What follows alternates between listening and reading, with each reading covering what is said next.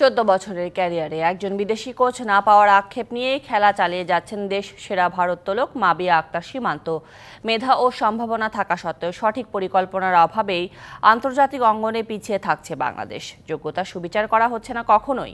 DBC নিউজকে একান্তে এসব কথা জানান মাবিয়া।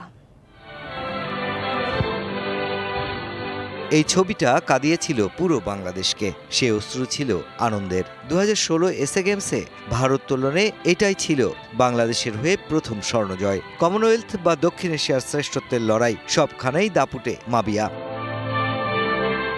সম্প্রতি IWF ওয়ার্ল্ড চ্যাম্পিয়নশিপ মানামা 2024-এ মোট 202 কেজি ওজন তুলে চতুর্থ স্থান অর্জন করেছেন ভারোত্তোলক মাবিয়া।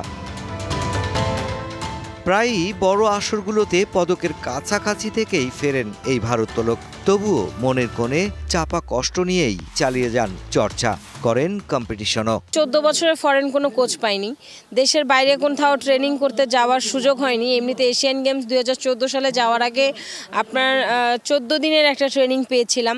14 দিন নাথিং, একটা ট্রেনিং, এটা জাস্ট কাইন্ড অফ একটা ট্যুর। এটা কোনো ট্রেনিংয়ের টও বোঝা যায় না।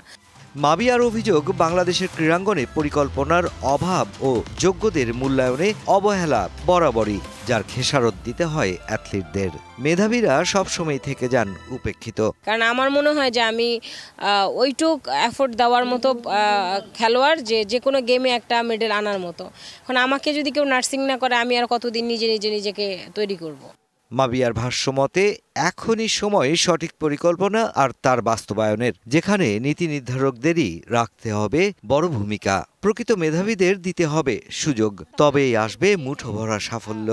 সবকিছুর যেহেতু রদবদল হয়েছে, প্ল্যানিংয়েরও একটা রদবদল হোক।